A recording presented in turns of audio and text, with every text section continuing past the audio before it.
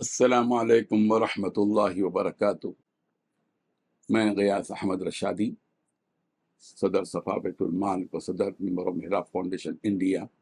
جمیع مسلمانوں سے اور بالخصوص اسکول انتظامیہ سے یہ درخواست کرتا ہوں کہ وہ وقف ترمیمی بل کی مخالفت میں کیو آر کوڈ کے ذریعے اپنی رائے ضرور ارسال کریں۔ ہندوستان میں وقف جائیدادیں مسلمانوں کا اثاثہ ہیں، یہ رب ذوالجلال کی ملکیت ہے، اور اب تک ہمارے ہندوستان میں وقف کے سلسلے میں سارے اختیارات مسلمانوں کو تھے، لیکن اب حکومت کی نیت وقف جائیدادوں کی قیمت کو دیکھ کر، اس کی اہمیت کو سمجھ کر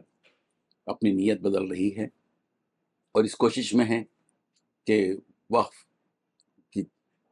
کے سلسلے میں جو قوانین ہیں اس میں جو سیکولر پر مبنی ہیں اس بل کو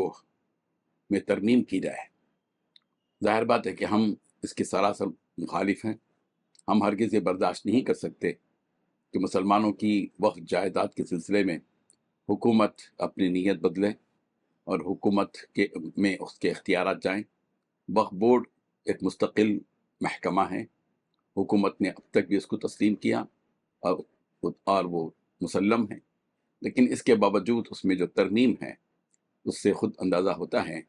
کہ حکومت یہ نہیں چاہتی کہ مسلمانوں کا اثاثہ مسلمانوں کی ملکیت میں رہے۔ یہ وقت نازک وقت ہے، بہت کم وقت مسلمانوں کے پاس رہ گیا ہے۔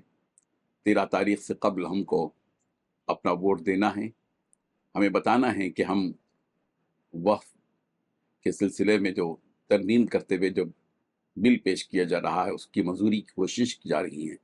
وہ مسلمانوں کے مفاد کے بالکل خلاف ہے، اور ہم سارے ہی مسلمانوں سے درخواست کرتے ہیں کہ جلد سے جلد مسجد انتظامیہ اور ائمہ کرام اور عوام الناس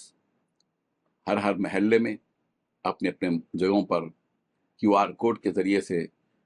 جس کو مختلف تنظیموں نے بالخصوص مسلم پرسنل لاء بورڈ نے جاری کیا ہے، اس کیو آر کوڈ کے ذریعے سے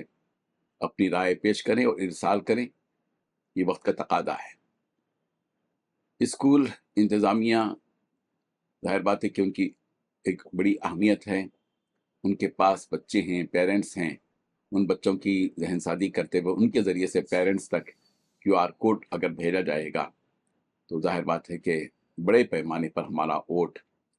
وقف ترمیمی بل کی مخالفت میں پڑے گا۔ میں دل کی گہرائی سے